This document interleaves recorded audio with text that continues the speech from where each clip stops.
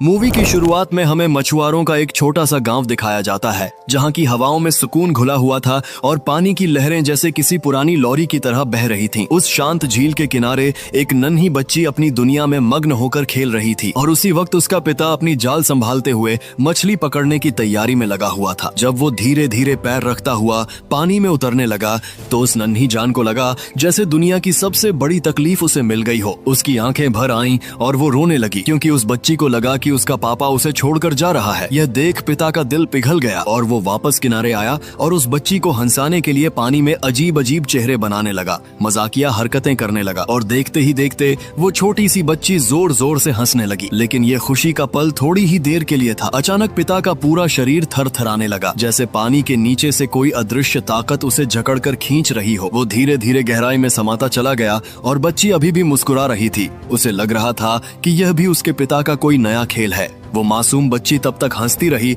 जब तक पानी की सतह पर सिर्फ खून तैरता नजर नहीं आने लगा। गांव में यह खबर आग की तरह फैल गई और लोगों ने मान लिया कि नदी के किसी भयानक राक्षस ने उस बेचारे को निगल लिया है। डर और बेबसी के मारे गांव वालों ने मिलकर पैसे जुटाए और एक तांत्रिक पुजारी को बुलाया ताकि वो इस आफत से उन्हें निजात दिला सके। उस पुजारी ने अपने मंत्रों और नाटकबाजी से एक बड़े मछली जैसे जीव को पकड़ा और सीना ठोक कर ऐलान किया कि अब सब सुरक्षित है। तभी उस रास्ते से गुजर रहे एक जवान राक्षस शिकारी सुवान जांग की छठी इंद्री ने उसे बता दिया कि असली खतरा अभी टला नहीं है। उसने गांव वालों को चेताने की कोशिश की, कहा कि यह पकड़ा गया जीव असली राक्षस नहीं है। लेकिन जो लोग उस घमंडी पुजारी के जादू में पहले से डूब चुके थे वो भला किसी और की क्यों सुनते। उल्टा उन्होंने सुवान जांग पर ही गुस्सा निकाला, उसे पीटा और सजा के तौर पर गांव के चौक में बांधकर लटका दिया। अब उन्हें लग रहा था कि खतरा खत्म हो चुका है, इसलिए सब बेफिक्री से नदी में तैरने चले गए। लेकिन वो खुशी ज्यादा देर नहीं टिकी। देखते ही देखते असली राक्षस पानी से बाहर आया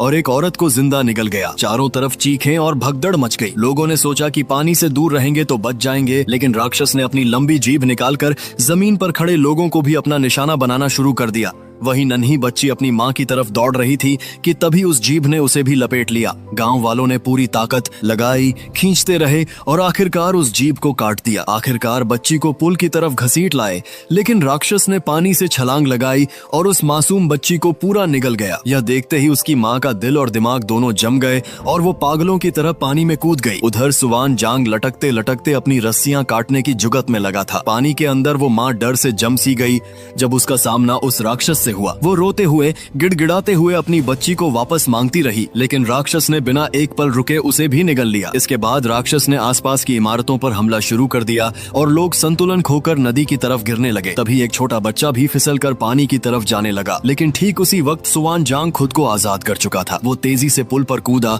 और एक तैरती लकड़ी पर पहुंचकर उस बच्चे को गिरने से पहले पकड़ लिया। राक्षस ने दोबारा हमला किया, लेकिन इस बार सुवान जांग ने उसी की ताकत को हथियार बनाया और आखिरी पल में बच्चे को लेकर बच निकला। राक्षस लकड़ी में उलझ गया और वो सुरक्षित जगह पर पहुंचकर उस बच्चे को उसकी माँ के हाथों में सौंप दिया। उसी दौरान वो नकली पुजारी भीड़ में छिपकर कांप रहा था। तभी एक भारी भरकम औरत भागते हुए आई और उसके हर कदम से जमीन थरथराने लगी और अचानक वो उछलकर सीधे उस लकड़ी के फट्टे पर जा गिरी, जिस वजह से राक्षस हवा में उछला और भागते हुए उस नकली पुजारी के ऊपर जा गिरा। पानी से बाहर आते ही राक्षस की ताकत जाने लगी। वो तड़प तड़प कर आखिरकार एक साधारण इंसान में बदल गया। सुवान जांग ने एक पल भी बर्बाद नहीं किया। उसने अपनी खास 300 नर्सरी राइम्स वाली किताब निकाली जो उसके गुरु ने दी थी और एक बच्चों की लोरी तरह उसे गाना शुरू कर दिया, इस उम्मीद में कि राक्षस के भीतर छिपी अच्छाई शायद जाग जाए। लेकिन हुआ उल्टा। राक्षस और ज्यादा भड़क गया और उस पर टूट पड़ा। ठीक उसी पल एक कुशल महिला राक्षस शिकारी बीच में आ गई। मिस डुवान ने अपने जादुई हथियार से उस राक्षस को काबू में कर लिया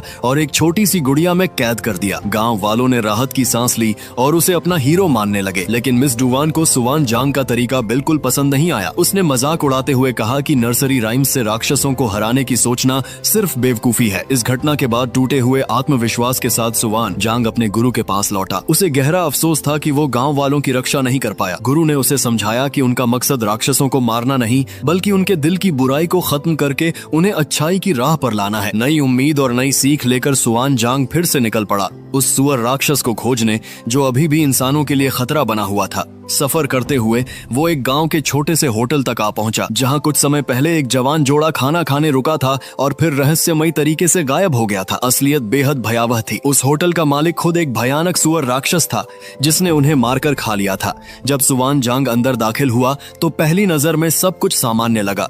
लोग हंसते बोलते खाना खा रहे थे। एक औरत ने मुस्कुराकर उसका स्वागत भी किया, लेकिन थोड़ी ही देर में उसकी आंखें सच देख चुकी थीं। वहां मौजूद ग्राहक असल में जिंदा इंसान नहीं, बल्कि राक्षस के शिकारों की जिंदा की गई लाशें थीं। कोने में पड़ा खून से सना 9 दांतों वाला रेक यह बता रहा था कि यहाँ कोई बहुत खतरनाक ताकत मौजूद है। तभी मिस डुवान भी वहाँ पहुँच गई और बिना वक्त गंवाए उन ज़ॉम्बी जैसे गुलामों को खत्म करना शुरू कर दिया। तभी असली सुअर राक्षस सामने आया, इंसानी रूप में एक गंदा और भद्दा रसोइया, जिसकी मुस्कान ही रूह कंपा देने वाली थी। उसके बाद उन लोगों के बीच जबरदस्त लड़ाई छिड़ गई। मिस डुवान और सुवान जांग ने मिलकर उसे अपने वश में कर लिया और उसके बाद मिस डुवान ने अपने जादुई थैले से उसे पकड़कर छोटी कठपुतली में कैद करने की कोशिश की। लेकिन यह राक्षस बहुत ज्यादा ताकतवर था। उसने उस कैद को तोड़कर अपने असली रूप में बदल गया, एक विशाल और डरावना सुअर राक्षस। उसकी ताकत ऐसी थी कि उसने देखते ही देखते पूरे होटल को तहस नहस कर दिया। हालात बिगड़ते देख दोनों को जान बचाकर वहां से निकलना पड़ा। इस खतरनाक मुकाबले के बाद मिस डुवान के मन में सुवान जांग की बहादुरी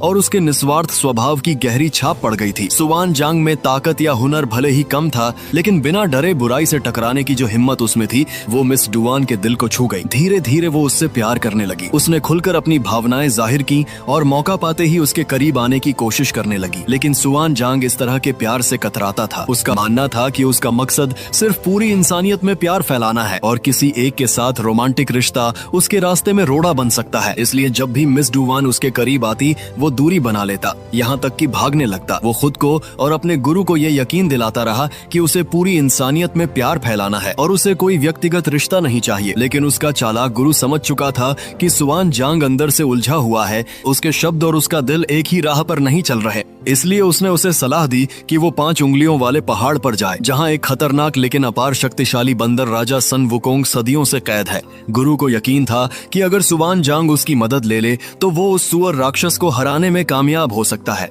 गुरु की बात मानकर सुवान जांग उस पहाड़ की तरफ चल पड़ा। लेकिन एक रात रास्ते में अचानक लोगों के एक दल ने उस पर हमला कर दिया और हैरानी की बात यह थी कि उन्होंने मिस डुवान को भी पकड़ रखा था। लेकिन सच्चाई ये थी कि यह पूरा ड्रामा मिस डुवान का ही बनाया हुआ था। उसने खुद सब कुछ सेट किया था, सिर्फ इस उम्मीद में कि सुवान जांग उसे बचाने आए और शायद उसके दिल में उसके लिए जगह बन जाए।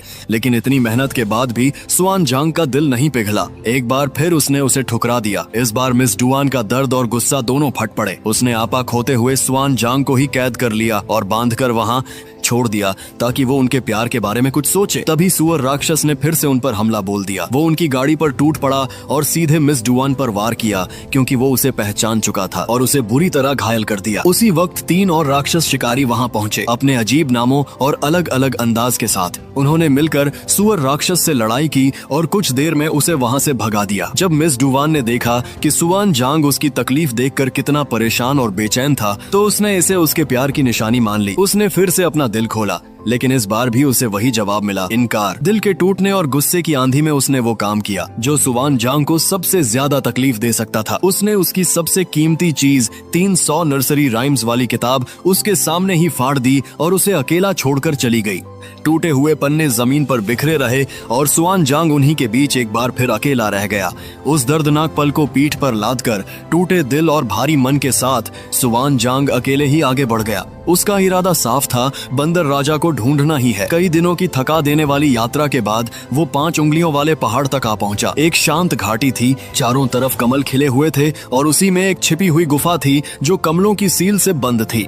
अंदर जाते ही उसका सामना एक अजीब से बूढ़े आदमी से हुआ, गंदा, रहस्यमयी और थोड़ा डरावना। लेकिन वही था असली सन वुकोंग, एक बंदर राजा जो इंसानी रूप में छिपा बैठा था। वुकोंग ने बताया कि 500 साल पहले वो स्वर्ग में तबाही मचाने वाला सबसे ताकतवर बंदर राजा था और बुद्ध ने सजा के तौर पर उसे इस पहाड़ के नीचे दफन कर दिया था। अब वो गिड़गिड़ाकर सुवान जांग से आजादी की भीख मांगने लगा। सुवान जांग ने मौका देखा और एक सौदा रखा। वो वुकोंग को आजाद करने में मदद करेगा, लेकिन पहले उसे उस खतरनाक सुअर राक्षस को हराने में साथ देना होगा। यहाँ सुवान जांग को नहीं पता था कि मिस डुवान चुपचाप उसके उसके पीछे पीछे यहाँ तक चली आई थी। वो गुफा में दाखिल हुई और ये सौदा सुनकर उसके मन में डर बैठ गया। उसे लगा कि वुकोंग जैसे खतरनाक राक्षस पर आंखें मूंद कर भरोसा करना बहुत बड़ी भूल होगी। इसीलिए उसने वहाँ से जाने से मना कर दिया और मदद के लिए वहीं रुक गई। तभी वुकोंग ने एक चालाक प्लान बनाया। उसने बताया कि सुअर राक्षस अपनी पिछली जिंदगी में वासना का गुलाम रहा था, इसलिए किसी आकर्षक नाच से उसे बाहर खींचा जा सकता है। मिस डुवान ने बिना झिझके यह भूमिका निभाई।